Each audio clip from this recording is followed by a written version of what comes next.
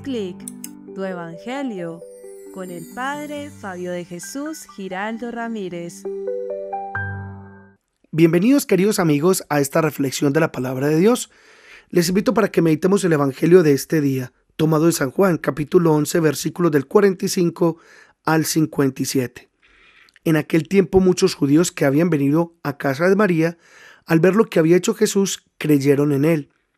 Pero algunos acudieron a los fariseos y les contaron lo que había hecho Jesús. Los sumos sacerdotes y los fariseos convocaron el Sanedrín y dijeron: ¿qué hacemos? Este hombre hace muchos signos. Si lo dejamos seguir, todos creerán en él. Y vendrán los romanos y nos destruirán el lugar santo y la nación. Uno de ellos, Caifás, que era sumo sacerdote aquel año, les dijo: ¿vosotros no entendéis ni palabra? ¿No comprendéis que os conviene que uno muera por el pueblo y que no perezca la nación entera? Esto no lo dijo por propio impulso, sino que por ser sumo sacerdote aquel año habló proféticamente, anunciando que Jesús iba a morir por la nación, y no solo por la nación, sino también para reunir a los hijos de Dios dispersos. Y aquel día decidieron darle muerte.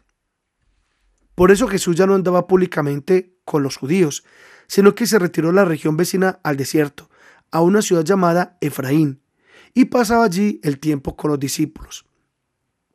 Se acercaba la Pascua de los judíos, y muchos de aquella región subían a Jerusalén antes de la Pascua para purificarse. Buscaban a Jesús y estando en el templo se preguntaban: ¿qué os parece? ¿No vendrá la fiesta? Los sumos sacerdotes y fariseos habían mandado que el que se enterase de dónde estaba les avisaran para prenderlo. Palabra del Señor. Gloria a ti, Señor Jesús. Decía el evangelio que acabamos de escuchar que los sumos sacerdotes y los fariseos convocaron el Sanedrín y dijeron: ¿qué hacemos? Este hombre hace muchos signos. Si lo dejamos seguir, todos creerán en él. Y pensaba yo: ojalá sea así. Ojalá sean muchos los que a partir de ahora crean en el Señor. Ojalá sean muchos los que a partir de ahora abran su corazón a la fe en el Señor. Ojalá seamos muchos los que a partir de ahora cambiemos, transformemos nuestra vida y convirtamos nuestra existencia a Él. Pero hay mucha gente que dice: no me interesa. Como hay otra gente que dice: sí, yo creo en Dios. Dios es lo más importante en mi vida. Dios es lo que yo más amo con todo mi ser. Y por eso soy practicante de mi fe, rezo, oro, voy a misa, me confieso. Pero también hay personas que dicen que no creen en Dios, que ellos no pierden el tiempo en esas cosas, que ellos no son supersticiosos, que ellos no pierden el tiempo en esos inventos que se ha hecho el hombre para refugiar sus miedos. Como también hay otros que dicen que sí, que creen en Dios, pero no en la iglesia, que creen en Dios, pero no en los curas, que creen en Dios, pero que no pisan un templo, que creen en Dios, pero que tienen un concepto muy personal de Él, o creen en Él a su manera. Esa frase es muy común. Yo creo en Dios a mi manera. ¿Y saben qué significa la expresión o la frase yo creo en Dios a mi manera? Respuesta: quiere decir que me he hecho un Dios a mi gusto, que me he hecho un Dios según mis complacencias, que me he hecho un Dios según mi manera de pensar y de ver la vida, que me he hecho un Dios a mi imagen y a mi semejanza. Impresionante esto. El ser humano le quiere decir a Dios cómo tiene que ser. Y a la manera del ser humano, ¿cómo resulta Dios? Un Dios enano. Ojo, un Dios con D minúscula. Un Dios enano, un Dios mezquino, un Dios superficial, un Dios mediocre, un Dios trivial, un Dios igualito al ser humano, con los mismos defectos del ser humano. ¿Por qué? Porque sencillamente es un Dios creado a imagen y semejanza del hombre.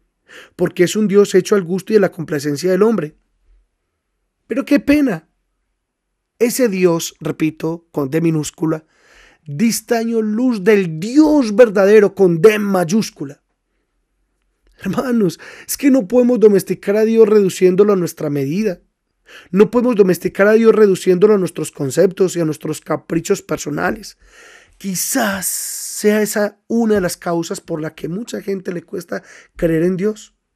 Quizás sea una de las causas por la que a muchos jóvenes les cuesta creer en Dios, porque se confunden con una imagen deformada, desfigurada, falseada y alterada de Dios.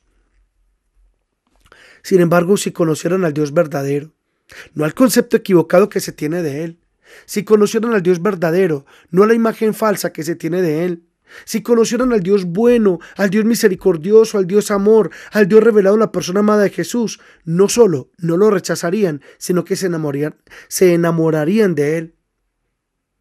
¿O por qué creen que muchas personas que se decían ateas o se declararon agnósticas antes, después de un tiempo se convirtieron en personas creyentes, fervorosas y practicantes de la fe? ¿Qué les pasó? ¿Saben qué les pasó? Que eliminaron el concepto errado que tenían de Dios, purificaron la imagen distorsionada y equivocada que tenían de Dios y abrazaron y aceptaron al Dios verdadero en sus vidas. Por eso, quien rechaza a Dios, en verdad no está rechazando a Dios. Lo que está rechazando es un concepto equivocado que tiene o que le han transmitido de Dios. Quien dice no creer en Dios, en verdad lo que no cree es en lo que ve de incoherente en las personas que dicen creer en Dios. Esa es la imagen distorsionada que le han presentado de Él. Por eso, hermanos, en esta Semana Santa, demos testimonio a los nuestros y a los demás del Dios verdadero. Que el Señor nos bendiga a todos en el nombre del Padre, del Hijo y del Espíritu Santo. Amén.